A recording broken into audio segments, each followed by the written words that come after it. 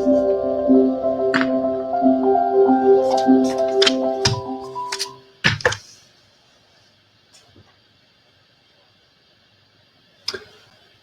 greetings from Santa Clara University. I'm Father Kevin O'Brien, president of Santa Clara. I am delighted to invite you to our ongoing series on leadership in turbulent times. We all know it's been about a year since our lives have changed so dramatically. And though many of us have been sheltering in place for a year, we have not been standing still, particularly at Santa Clara. We continue to educate our students, our faculty continue to research, we continue to deepen our connections to Silicon Valley and well beyond, convinced that what the world will need when we come out of this pandemic, or as we are coming out of it, are leaders who are more nimble, more committed, more socially conscious, more creative, more compassionate. So it is very good that we take some time in the midst of this very unusual year to reflect on what leadership means. And I'm so delighted that we have the leadership of our interim dean and long-term faculty member in our Levy School of Business, Niraj Shah, who is our host for this series, and will introduce Niraj Shah, the CEO and co-founder of Wayfair. If we have learned anything over the course of this year, Niraj, it's been how important the e-commerce and online shopping and commerce is for us to stay healthy and connected and together this year. So a really wonderful leader, and I'm so happy to turn it over to you, Dean Agarwal. Well, thank you very much, Father O'Brien, for this warm welcome to everyone in attendance today, and for your kind introduction. And thank you for your leadership during a time which has certainly been a very turbulent one for us here at the university. So thank you. And let me add my welcome to that by Father O'Brien to all of you who have joined us today. The audience includes our current students, faculty, staff, alumni, friends, and family members from across the country and beyond. So depending on wherever you are, good afternoon, good evening, or good morning. Welcome to another very exciting event in the Levy School's Teens Leadership Speaker Series. As we emerge from what's been a year unlike any that we can remember from recent history, we're also learning about incredible leaders and communities and organizations that have risen up and are doing amazing things. So our goal in this series is to learn from the creativity and experiences of these successful leaders and organizations, and to celebrate these accomplishments. And so that's the reason why we launched this series on leadership in turbulent times. And today it is my great pleasure to introduce my guest, Mr. Niraj Shah, who's the CEO and co-founder of Wayfair. Let me just say a word or two about the company and about Niraj. For those who might not be aware, Wayfair is an online seller of furniture and home goods. The company was founded in 2002. At that time, it was called as CSN Stores. It was rebranded as we know it today in 2011. They had their IPO in 2014. Fast forward to now, last year, 2020, they had a phenomenal year with about $14 billion in revenues. They offer an incredible 20 million items to choose from, which are sourced from over 16,000 suppliers all over the world. They have a team of about 16,000 employees who serve almost 30 million active customers. So it's a phenomenal organization. And Niraj, he is a true serial entrepreneur. Prior to this venture, Niraj co-founded two other ventures, which hopefully we'll get to learn about shortly. He has a degree in engineering from Cornell and comes to us this afternoon from Boston, where he lives and where the company is headquartered. So Niraj, thank you so much for joining us today, and a very warm welcome from all of us in the Santa Clara community. Well, thank you for having me. I'm excited to be here. Great. So Niraj, the plan is that that you and I will have a kind of like a fireside chat for a few minutes, for about 30 minutes or so. And then we'll open it up to questions from the audience. We'll be joined by some students who are very excited to talk directly to you.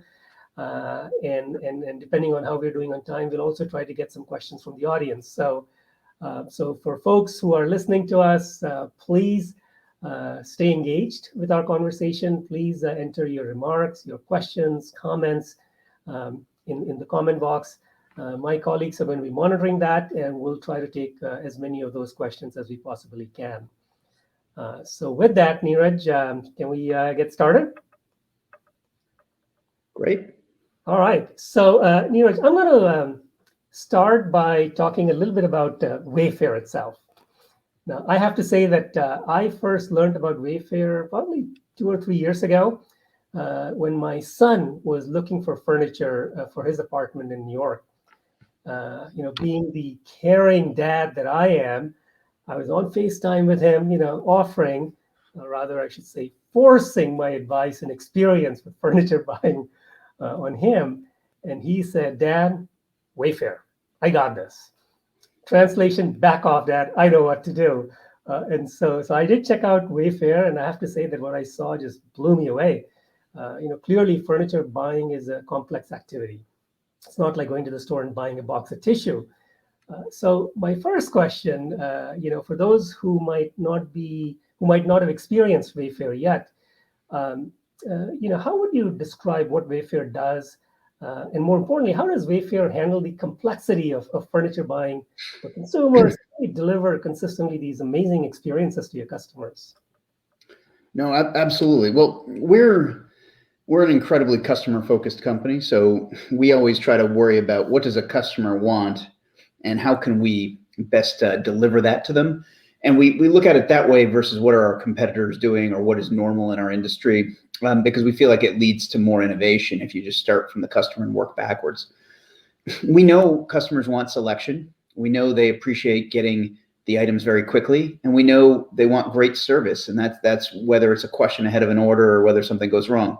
And you say, well, doing all that together is very difficult or whatnot. Well, our view is, well, that's what the customers want. You got to figure out how to do it. And so what we've really built over time is a platform where, as you mentioned, we have the 16,000 suppliers, and that number is an ever-growing number.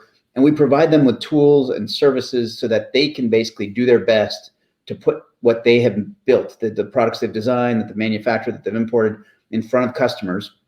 And then we do a lot to help make sure the customers have an incredible experience. That's how do they navigate the catalog? We operate our own delivery operations. How do we make sure delivery is fast and convenient and easy? How do we do all this? And so the way we think about it is, well, we have having bespoke technology helps. So we have 3,000 people in the company building software. And then we're not afraid of what are the hard things, the physical operations. So we have 4,000 people in customer service. They're all in-house, full-time folks providing great service to employees. We have 16 million square feet of supply chain operations across 65 buildings where we have very large warehouses. We have transportation operations. We have a freight forwarder that we built from scratch where last year we moved just under 50,000 TEUs, which is a measure of ocean shipping containers, into the US on behalf of our suppliers. And we just kind of keep chipping away at making everything as optimally efficient and convenient as possible. And that sort of we're never done approach with the customer orientation really gets us there, because what that forces us to do is make sure we have the strongest team and the strongest culture to allow the team to do the most they can. And so kind of view it as a holistic approach that really gets us there. That's great. Well, being a supply chain geek, that image of your supply chain is music to my ears. It's fantastic. It kind of sounds like, from a customer's point of view, when I go to your website, it looks like this beautiful swan floating on a lake, but there's a lot of activity happening behind the scenes, and your teams are really likely working very furiously to maintain that experience for your customers. Yeah, I mean, just in order to do some of like in our particular category, imagery matters a lot. Now, you say images matter in every category, and that's true, but it's true to a degree. If we're selling AA batteries and Bounty paper towels, the image matters, but it matters to much less of a degree.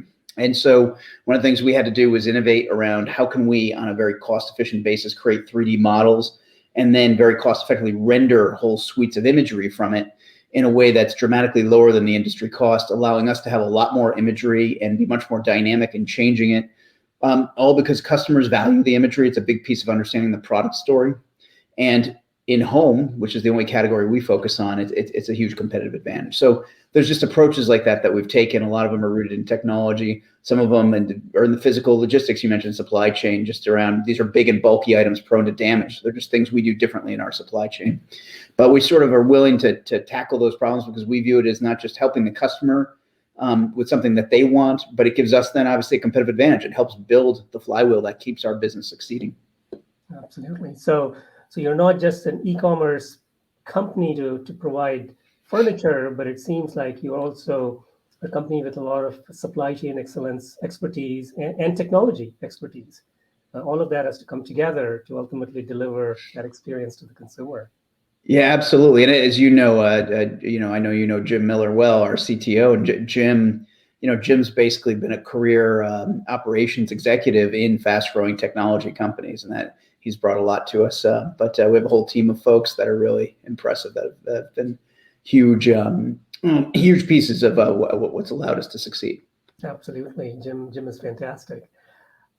So I know that when you started as CSN Stores, and now you're Wayfair. So for someone who's not familiar with this, is Wayfair a brand or a platform for brands? Is that something that has evolved over time? How do I think about Wayfair? Yeah.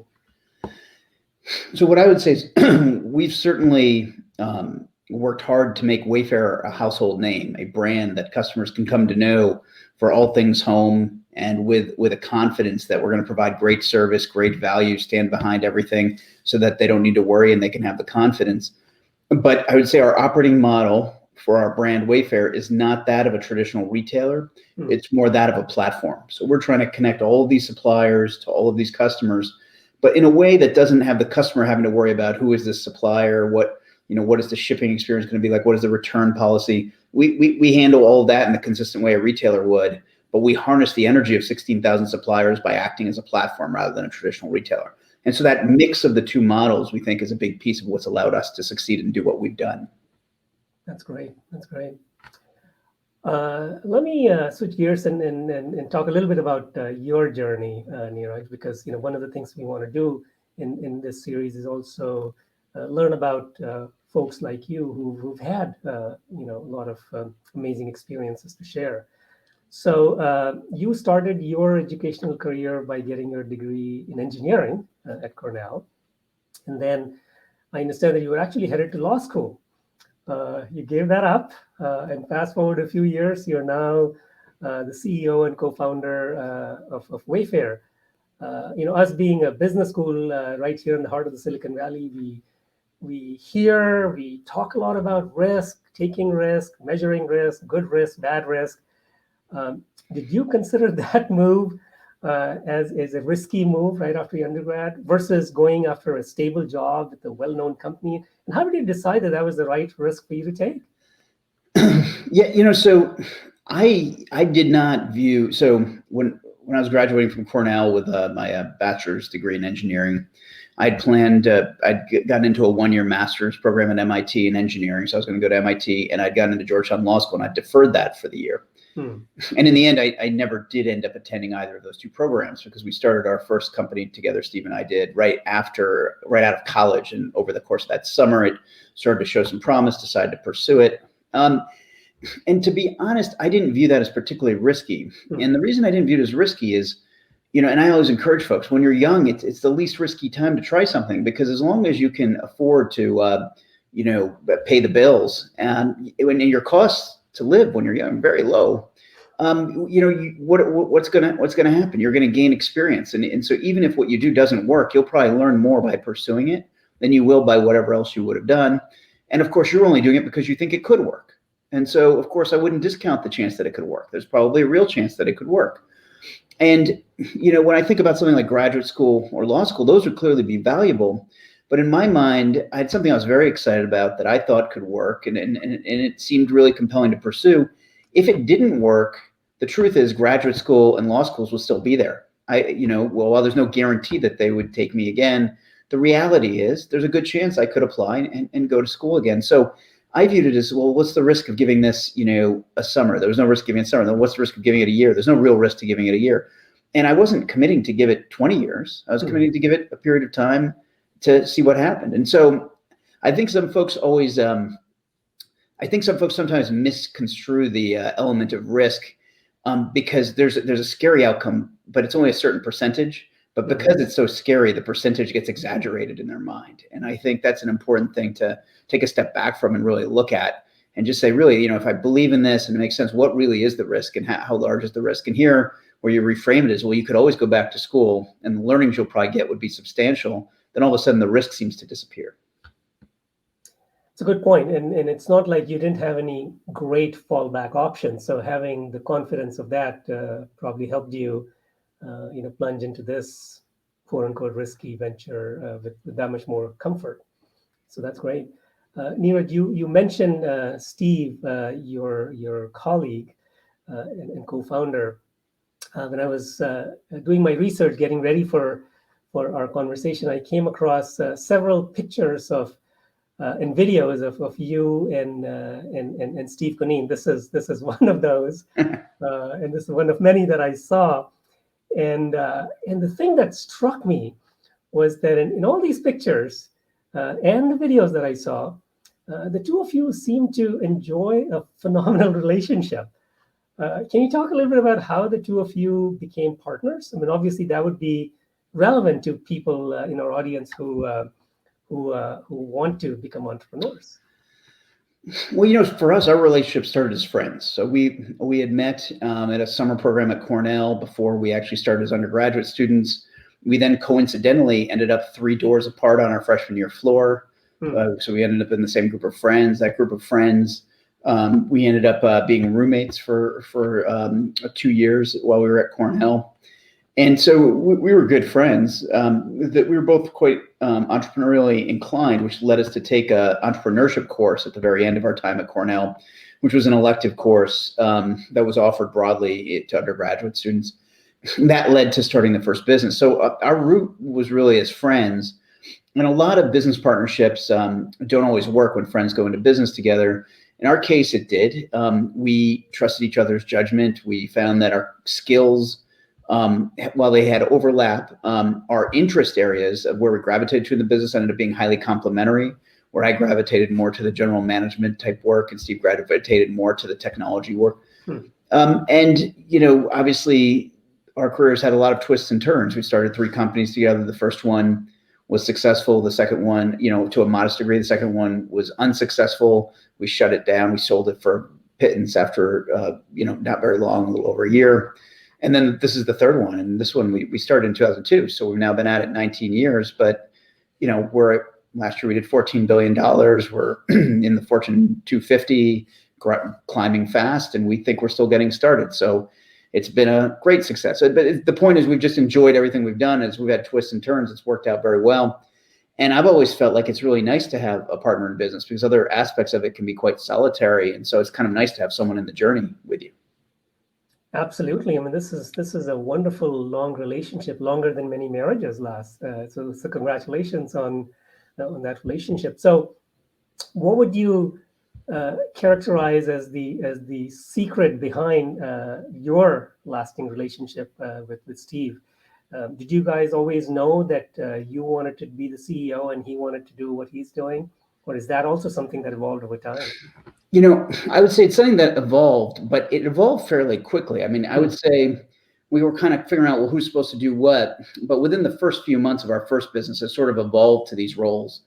And it felt quite natural, the evolution. So then we stuck with it and it's worked very well. So I'd say that was the luck part. The luck part was that what we gravitated to ended up being highly complementary.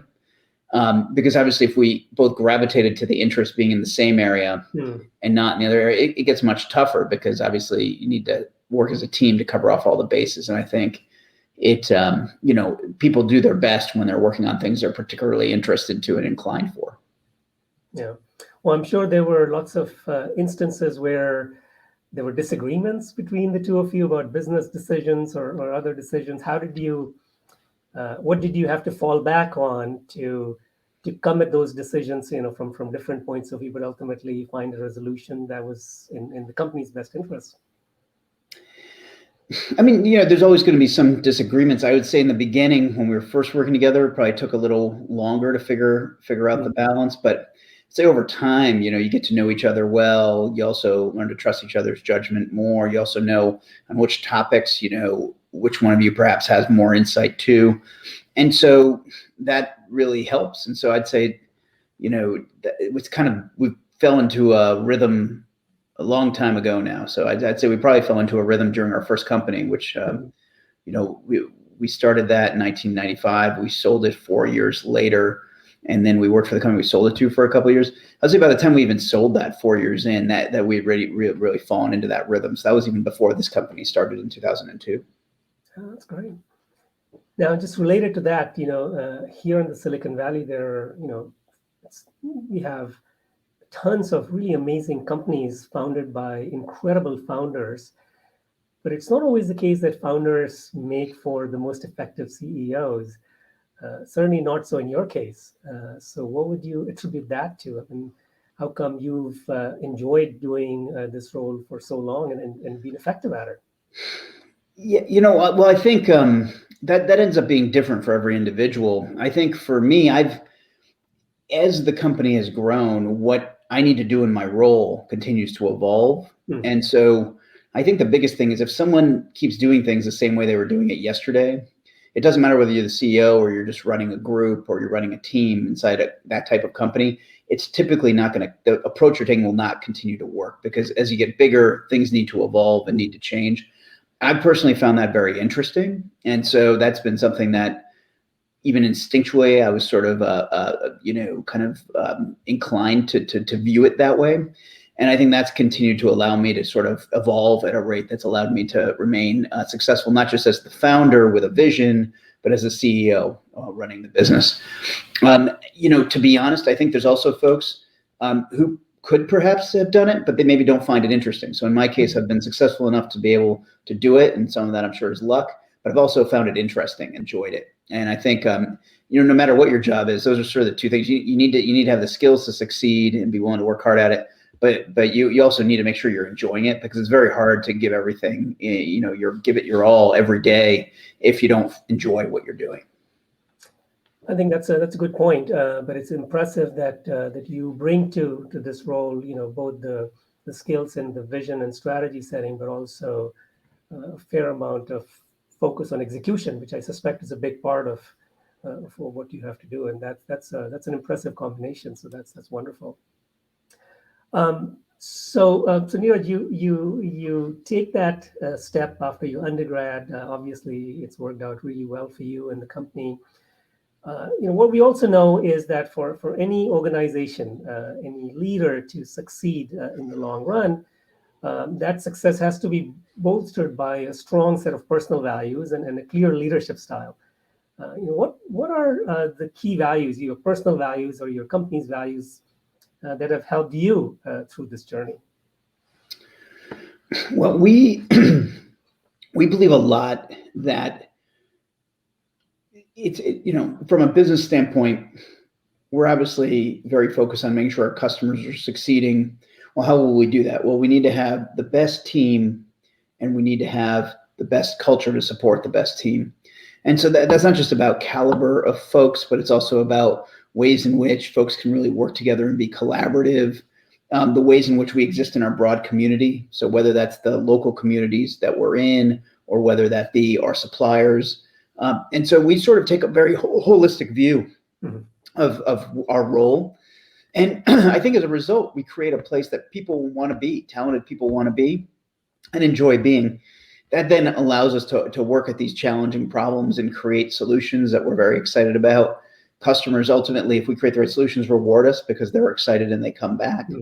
And we feel like it creates a very virtuous cycle. And so we view it as we want to be a partner to all the different constituents in our broad ecosystem versus viewing it as any sort of competition or zero-sum game.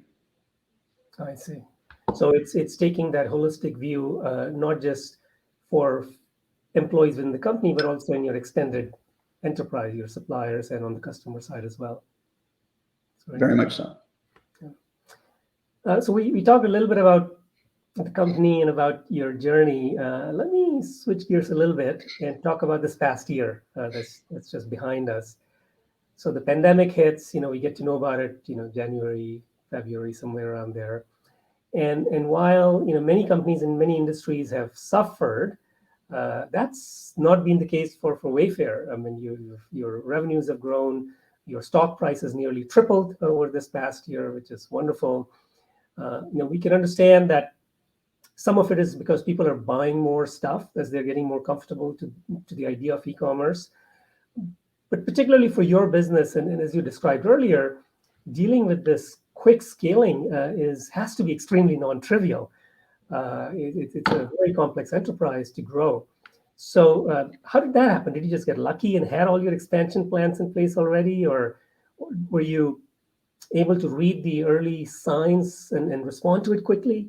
So in other words, what is it that allowed you to scale so quickly this past year, when for a lot of other companies, even in good times, this kind of scaling is hard? Yeah, I think really good credit goes to our team. So there's a couple of things. So one is, while we grew very quickly this past year, and the initial spike for COVID was a tremendous spike that was unanticipated. The truth is, if you just even look at the period before that, we went public in 2014. Yeah. That year, we did a little over $1 billion in direct retail revenue. And if you fast forward to 2019, pre-COVID, we did over $9 billion. Our compounded annual growth rate over those that period, the 6 years, was just under 50% per year. And so the rate of growth that we would consider normal was already what's generally would be viewed as quite a high rate of growth, particularly at the scale we were at. Now, handling a spike is still very difficult from whatever you're tuned to. This is where our team, I think, did an incredible job, because it wasn't just a spike in volume, but it was also, we had a multi-thousand person customer service organization go to working from home overnight. We had corporate team of 6,000, 7,000 people moved to working from home overnight. And then we had 7,000, 8,000 people in the 65 logistics operations who were essential workers, keeping it running. It's still going to work, and we had to implement social distancing procedures, new shift schedules, new cleaning protocols, a lot of different things. And then the teams did an incredible job figuring it out in real time, to where we never had any sort of shutdown. We were able to continue servicing our customers and communities. In fact, we did a lot to help. We helped set up field hospitals in New Orleans, in Boston, in New York, in the UK, with beds and mattresses and the like. And so we did a lot for our community as well as for our customers. And it's very it's very easy to be proud of the team, but I think, to answer your question in terms of why we were able to do it, it's because of the team. Because of the team, and I guess by this point you're already used to the idea of scaling, every year.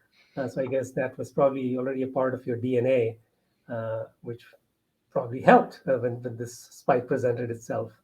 You mentioned something which is interesting. Obviously, people in the education business, we had the luxury of being able to work from home. It was hard for us and our students, but at least we were able to do it. And as you said, some of your employees are easily able to work from home, but folks in your distribution centers or in the delivery part of your business could not. Were there any special things that you had to do to take care of those employees? Yeah, so I mentioned a moment ago some of the things we had to do on the health and safety side to make sure we were operating in a manner that was very safe. We did some other things to help these folks, because they're going through challenging times. So, for example, one I think somewhat novel concept we did is we created a program called Dinners to Go. And what we did for Dinners to Go is we contracted with local independent restaurants right near our locations, places that our employees had enjoyed eating at, who were under significant duress because restaurants, as you know, were kind of forced to close, and they weren't able to stay open, so they could only do delivery and takeout. And in a lot of these communities, that just wasn't very much volume relative to what they needed to stay in business. And we contracted with these folks, and what we did is, for all of our associates, we basically set up so they could get a free family meal for their whole family twice a week to take home for dinner. And they could pick from the whole host of local restaurants, which were all independent, 100 different family-owned restaurants we contracted with across all our different locations. And in the end, we ended up providing more than 100,000 free meals to our team members. and for their families at a time that was very stressful for everybody. And in the process, helped a lot of the local restaurants, some of whom specifically thanked us and wrote notes thanking us, saying that without that volume, they thought they would have gone out of business. That's a great example of how you were truly a citizen of your community, and so you're doing something that helps the community and it helps your employees and their families. And I think that's a wonderful message, because these values are very consistent with the values that we have here at Santa Clara University. So thank you for sharing that. The other big lesson that all of us in this country have also become aware of this past year had to do with our painful history and ongoing prevalence of racism and inequity. It's something that at our university, our president and our trustees have committed us to becoming an anti-racist institution. It's going to be a long road ahead for us, but we are on it and committed to it. Would you mind talking about any programs that you may have undertaken at Wayfair to address these kind of issues?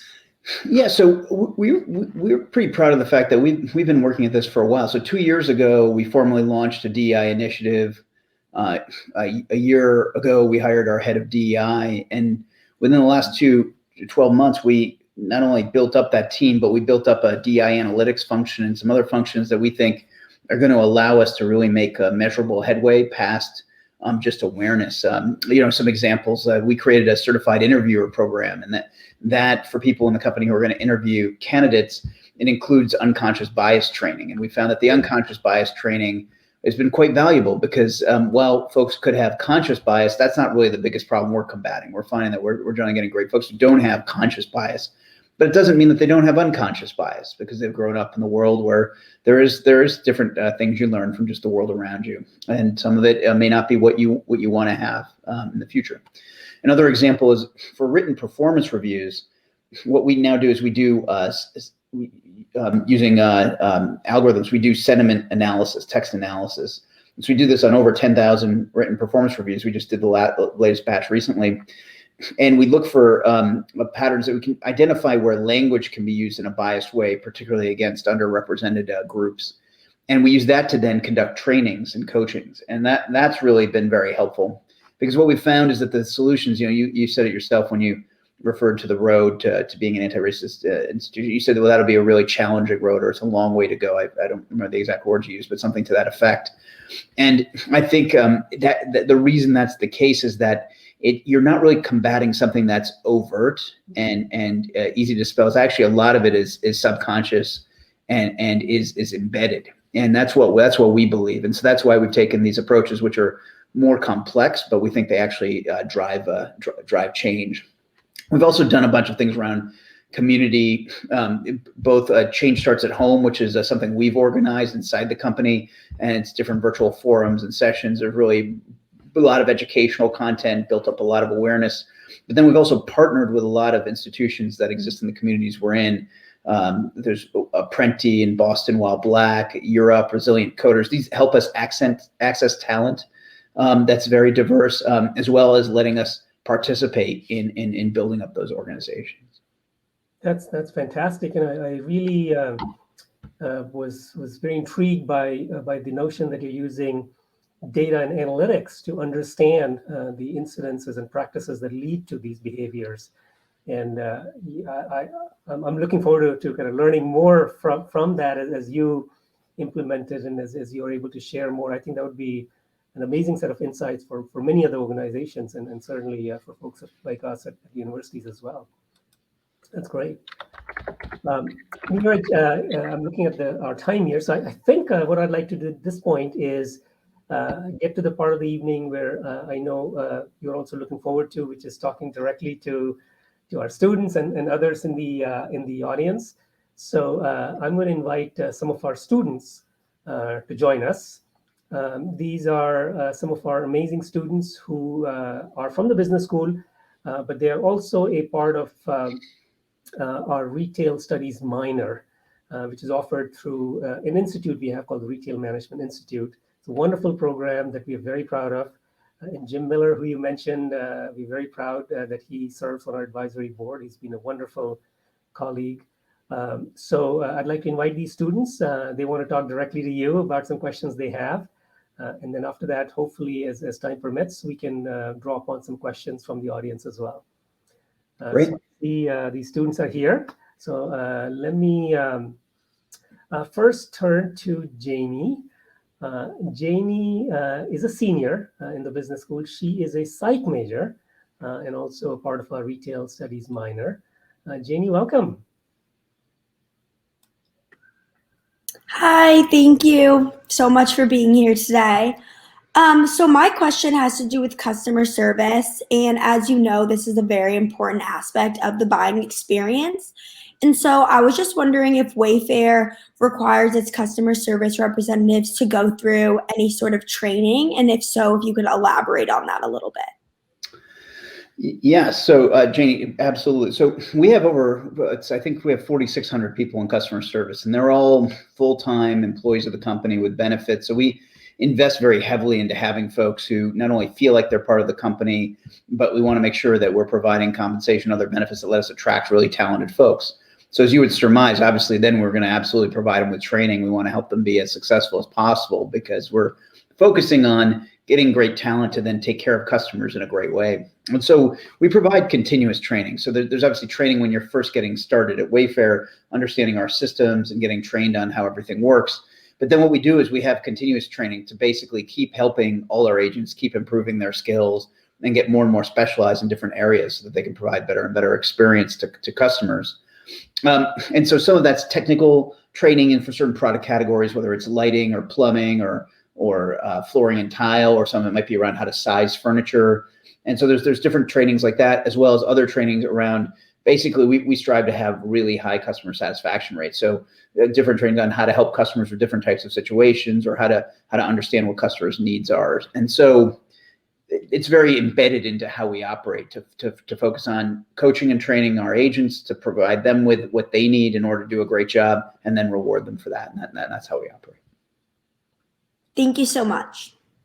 I think it's impressive that a little over a quarter of your employees are your customer service representatives, which is phenomenal. And it speaks to your emphasis on the need for customer satisfaction. Well, and we've only focused on home, and so this is a complicated category. So I think again, if you think back, if you're selling paper towels and dish soap, it's a different type of category. And I think we think home is special. Customers love home, but it has a lot of challenges and a lot of questions, and so there's a lot of interaction with customers. But we think that's valuable. Absolutely. Thank you, Janie. Let me next invite Eugene Choi. He is also a senior. Eugene is a marketing major, also studying the retail studies minor. Eugene, welcome. Hi, thank you so much. And hi, Niraj. Big fan of what you and Wayfair have achieved thus far, and you've really rocked the industry. And thank you for sharing your journey. And one question that I was curious about was last July, Wayfair went viral on social media, especially in my generation, with conspiracy theories and different claims about the company. How much of that actually impacted the business? And did you learn anything from that turbulent time?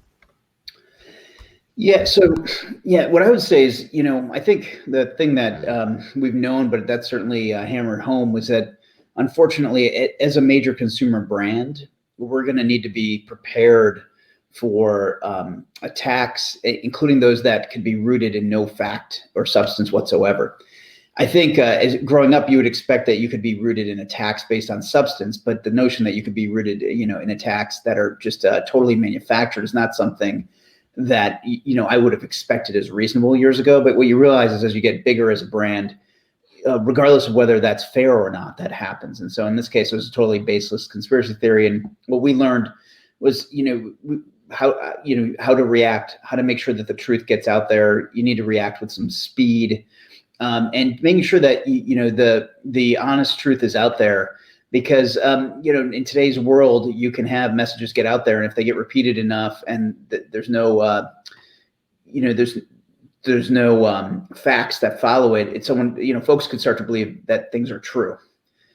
Here, it was obviously kind of on a surface it seemed false, and so I think maybe perhaps that was helpful. But the truth is, we a number of major news publications debunked it, and that was really the right thing, and that happened, and so that happened fairly quickly. I don't think we suffered any significant harm from it, but it's not the type of experience you'd like to go through, and what you realize is that it'll probably happen at some point again in the future, despite the fact that you don't want it to. And so you just learn that there's things that you need to be prepared for in today's day and age.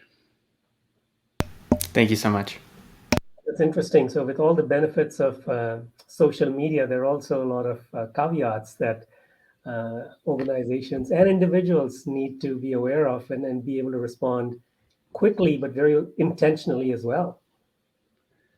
I think very, very much so. And I think that's where having a brand that has long-term trust in it helps significantly too. And I think that's where it's sometimes the things you do today and the actions and the reputation you build is helpful later. You don't always know necessarily what the reputation is helpful for, but having a great reputation is helpful.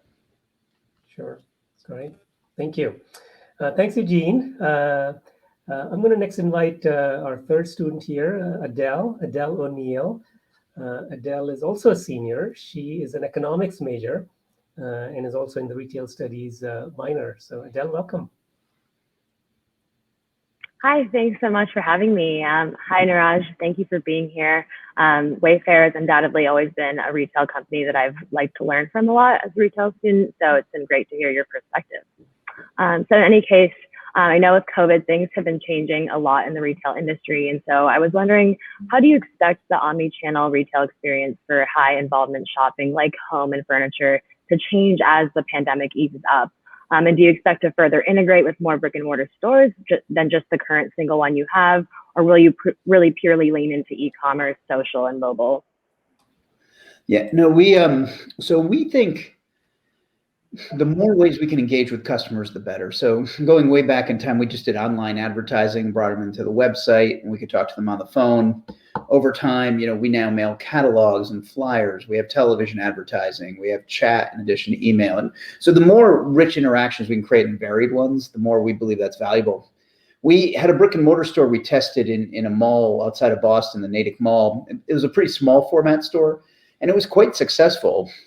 What we learned from it, though, is from a size of store standpoint, we realized we really need a larger format store and really to bring the brand to life, given all the different categories that we're in and the breadth of selection that we have. So we're now working on a new format that we'll try, and we feel like we're still learning what the optimal formats are for our different brands that'll work. But we think brick and mortar stores are additive to the online experience.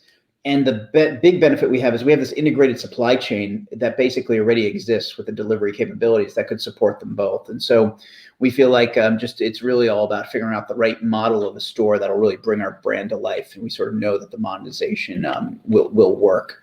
We've already been able to prove that. And so we're excited about where this journey will take us. Like everything we do, we sort of test and learn, and then as we figure out something, we'll then scale it. And I think the last thing I'd just point out is, our category, we only focus on home. And so what's interesting about that is it's a category that very few folks focus on. There's like functional stores, like there's a lighting showroom or a plumbing showroom or a furniture store that obviously focus on that category. And then there's large retailers who have a section for home, whether that's a Home Depot or a Lowe's or a Walmart or a Target. But the idea that everything you do is home in a very immersive way, we think it fits the customer's interest, but it's not really kind of the current focus of any large retail brand. Great, thank you. How many stores do you have right now, Niraj? We had the one store in Natick in the mall, and we have one outlet store that's part of how we handle returns. And so we're kind of still in the trialing formats stage. I see. So we're not ruling out having more stores in the future as you learn from your experiences. Yep. Great. Awesome. Well, thank you, Eugene, Adele, and Janie for joining us. I'm looking at our comments here, and I'm going to try to pick some questions from the audience. Let's see. We have to have one question about this. So Here's a question from the audience, and the question is, what is the home furnishings competitive environment like, especially with Amazon aggressively moving into that market? Yeah, so what I would say is there's quite a few competitors in home. So there's quite a few different participants. And as I mentioned, whether it's the Home Depot and Lowe's and Walmarts and Targets, or Amazon, or specialty folks, Bed Bath & Beyond, or Macy's, or local independents, whether it's a furniture chain or lighting showrooms, a lot of which are local. We compete with all of these folks. I think, again, the big opportunity is in terms of a scale player who's focused on home, who has the capabilities we do around fast delivery and breadth of selection and high quality merchandising. We think we really stand out, and our whole focus is to stay focused on home and to keep building more and more of a bespoke experience. We think that we're well suited to do that, and we think that that's pretty novel. So we think if we can keep doing a good job of that, we're going to keep seeing the success we've been seeing. That's great. Thank you. Another question that I see here is has to do with when one goes to your website. One of the things that's very striking is the aesthetics of your collections that are presented. They look gorgeous. But based on what you've described before, it also seems like there will be a huge amount of data and analytics that lies behind every decision that gets made about what gets presented and where does it get presented, and how do you store stock inventory and where do you stock it, and so on and so forth. So it seems like your business has these two types of skills that are needed to be successful for your employees. This sense of aesthetics and this hard kind of analytics side of decision making. So what does that say about the kind of students that should be trained at universities and business schools like us? Yeah, so we sort of believe that there's a whole variety of skills and roles in the company. What I would say is we try to use data and analytics in everything we do. So, for example, even when you get at some of the aesthetics, some of the curation is done by algorithms, where we've been able to figure out different ways to introduce the concept of style and the concept of style adjacencies into things like sort orders and collections. And then we, of course, have pieces where humans are doing it, and humans can add value in ways algorithms can't, in really styles and trends in the future. And we really try to couple the two. And so we don't view them as fully distinct. We view them as both valuable, and we try to find ways to combine them, to be honest. I see. That's great. Here's another question. What have been some of the biggest company adjustments that you've had to make during this COVID year? And have any of these changes proven to have staying power in the long run? Yeah, so what I will say is, we've certainly that we've had to be very adaptable, as you could guess. I would say generally folks are pretty excited who are working from home to be back in the office. But we think, for example, work from home, like there might be a blend of work from home and work in the office. We're going to have to figure that out. We've also found that certain types of meetings, like we do business reviews twice a year. And what we found is doing those, we use the Google Suite, doing those over Google Meet, where, everyone's a little tile and you can have quite a few additional people listening in. It's a very productive way relative to the old format, which is we'd have a whole bunch of people around a conference room in Boston, a whole bunch of people around a conference room in Berlin, and you'd be on video. But like if someone on the other line was talking, you couldn't really see who it was. And doing it over video is very productive. So we actually decided that format, we're going to keep doing that way over Google Meet in the future, even when we're back in the office. And so there's been some forced innovation that's worked out to be incredibly successful. So I think what the real test here over the next stretch of time as we get back to normal, which I think we see is a little over the horizon here, not too far away, is to figure out how to integrate sort of the learnings from this period into what we create while getting back some of the things we've missed because we've not had them in the last year. That's great. Here's another one. This has to do with the structure of your supply chain. What does your supply chain look like? Do you own it yourself, or is it all third party that ships your products ultimately to the end customer? Yeah, so we operate a dozen or so large warehouses. The warehouses are roughly 1 million square feet each. So I think, it's 17 football fields of space that get racked up 30 or 40 feet. So relatively large buildings. And, but what we operate them as a 3PL. So ultimately we don't own inventory. Our suppliers own the inventory. They can ship it out of their locations, or they can forward position it in ours. When they forward position it in ours, because in our buildings, we integrate them with our transportation and do a lot of sortation, we can badge those items for incredibly fast delivery, which helps them sell more volume. We then, we inject into parcel carriers for the smaller items. That's a UPS, a FedEx. We do a lot with FedEx, for example. But we also, when you get to bigger items, bulkier items, and you're talking about 2 people bringing an item into your house, we operate a lot of those transportation operations ourselves. And so we have 40 home delivery terminals in the US delivering about 70% of those deliveries. And in Canada, we deliver about 40% of those. In the UK, we're at about 20% of those. So we're increasingly doing our own deliveries for the larger items. And so it's an integrated supply chain where we do have third-party carriers like the UPS or FedEx's. We have third-party ocean carriers like Maersk and Hapag-Lloyd. But then we have our own operations, whether it's consolidation operations in Asia, or whether it's our warehouses or our transportation operations or our cross docks. And so it's a blend, but we operate and manage it ourselves. I see. So these bulky items that you were talking about, you have your own trucking assets, for example, and employees who are Wayfair employees who do that, or you partner with someone to handle that? So for example, for New York City, we have a large building in Linden, New Jersey. In Linden, New Jersey, we rent the building. All the employees in the building are Wayfair full-time employees, and then we have a different dedicated trucking capacity from third-party trucking companies who are then operating these Wayfair trucks. So we might be running out of Linden. We're probably running 80 trucks a day in and around Manhattan and northern New Jersey doing home deliveries. I see. That's a combination. Great. Okay, here's another question. What are some major mistakes that you have learned from over your journey? Yeah, I mean, I think the single biggest thing I think you learn is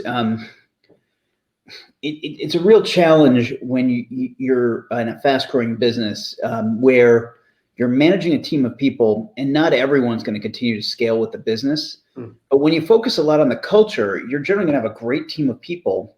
And so you could have someone who's been incredibly successful, who's a great person, and they're now struggling. And the thing we've always learned is you just need to deliver feedback to folks quickly, because that helps them be successful. And if someone's not able to be successful, it allows you to figure out what role could they be successful in, or figure out a solution. And I think that's the hardest thing we see new managers struggle with. It's never an enjoyable piece of the business for me or anyone else, but it's a critical thing to do. And I would say that never gets any easier. So that's the number one thing I point out to folks. Great. Niraj, so far, we've talked about the company, your journey, your values, what we've learned from the last year. If we turn around and kind of look ahead for the coming months and years, what kind of trends with respect to technology or business models or consumer preferences that exist that you are most excited about, or that you're most concerned about?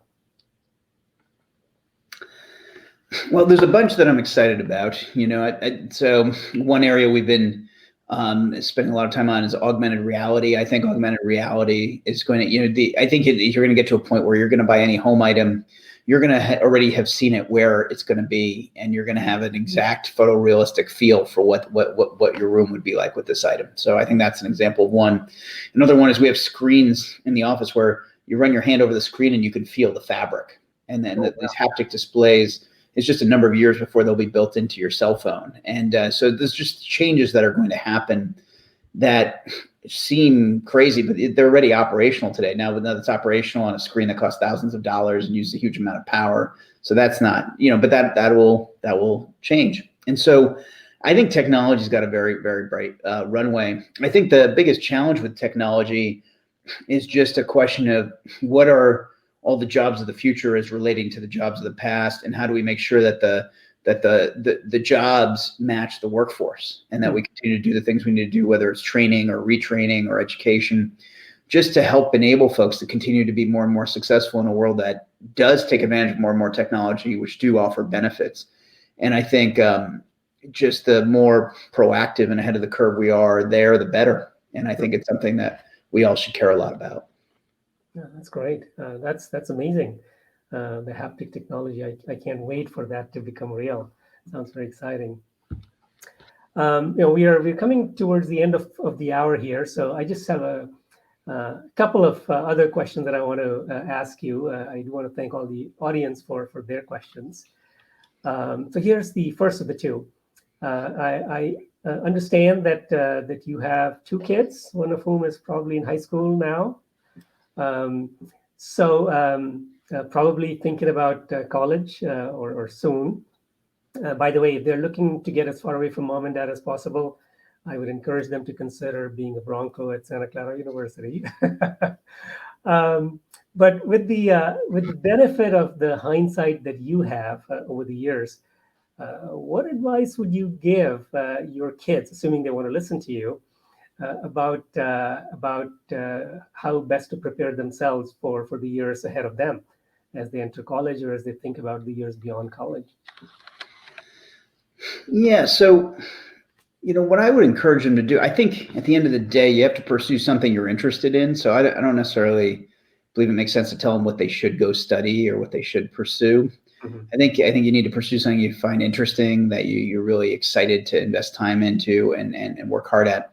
I think there's a real value in being curious. Mm-hmm. And so I encourage them to be curious. And then the last thing, you kind of asked this early on, but I do think people overestimate risks. And so if there's things they want to try, obviously not reckless things, but if there are things they want to try which makes sense, and whether that's living in a foreign country or being entrepreneurial and starting something, those are great things to take seriously, but do. And I think I try to, my wife and I both try to be encouraging on that, because that then helps a younger kid just sort of maybe have the confidence to do something that they want to do, but maybe they could have been talked out of it if you took a different tack. Yeah, that's great advice. Thank you. All right. Well, I want to, as we come to the close, I want to end on a lighter note, and I want to do that by throwing a series of rapid fire questions at you. Okay. And the goal is for us in the audience to get a peek into Niraj Shah, the person. So just think about the first answer that pops into your head. Okay. All right. So here we go. What's the last movie or streaming show that you have seen? Yeah, we just watched Trial of the Chicago 7. Ah, yeah, it's wonderful. Yes, thank you. What's the last book that you read? So I've been reading a series. It's a espionage thriller series called by the Gabriel Allon series by Daniel Silva. And so I started with a more recent books, and then I've gone back and been reading the earlier ones. It's a fantastic series, and during the pandemic, because I'm not traveling, I've had more time to read than normal, so it's been fun. Oh, that's great. I have to check that out. I have not seen that. That's great. Okay, what's your favorite vacation destination to travel to? Okay, so we have a second home on Cape Cod, and that would absolutely be the answer. Nice. That is very nice. So some of these questions were compiled by my colleagues. So what's the first website that you check out each morning after you check your inbox? Yeah, it's usually the New York Times. Okay. Great. Speaking of inboxes, how many emails do you have in your inbox? Be very, I tend to read emails very quickly, and in any given time, I probably only have 50, 60 emails in my inbox, virtually all read. Wow. Okay. So you're not like me. I have thousands, because that's my repository of all past information. Yeah, so it's kind of like my working inbox, and once I'm done with it, I file it in an archive. So I have it there, but it's not. Those are active emails in my inbox. That's great. When's the next big Wayfair sale? Well, every spring, usually in April, we have one called Way Day, And last year we had to move it out of April due to the pandemic, but I think this year I look forward in the spring. Right. So folks in the audience, keep your eye out. What do you do for fun when you're not working? Well, spend time with my family. We enjoy downhill skiing. We enjoy playing racket sports. We enjoy traveling. Obviously, not so much in the last year. Oh, that's great. That's great. And here's the last one, Niraj. This is a very important question that I ask all our guests. Batman versus Superman versus Spider-Man. Who would you root for? Well, I think you'd want to root for all of them, but I'd probably, if I was picking one of them, maybe I would pick Batman. And why? Well, I think Batman is just such a great story, and you have a guy, really, youth full of privilege, but also terrible trauma, and you just you have him, fighting for good in a really complex situation, and I don't know, it's a great story. I mean, all three are, though. Certainly a very romantic story behind it. So fantastic. Well, thank you. So on that note, Niraj, I want to thank you so much for joining us today. Thank you for sharing your insights about Wayfair, about your journey, your leadership, and also some wonderful advice to our young students and others who are listening to you. I certainly look forward to another phenomenal year at Wayfair and wish you well as you continue to succeed as a leader and as an entrepreneur.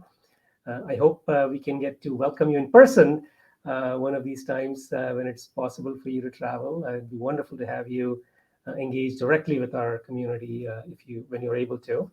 And I know that our community that's listening to you today joins me in extending a very warm thank you to you. So thanks so much for joining us. Thank you.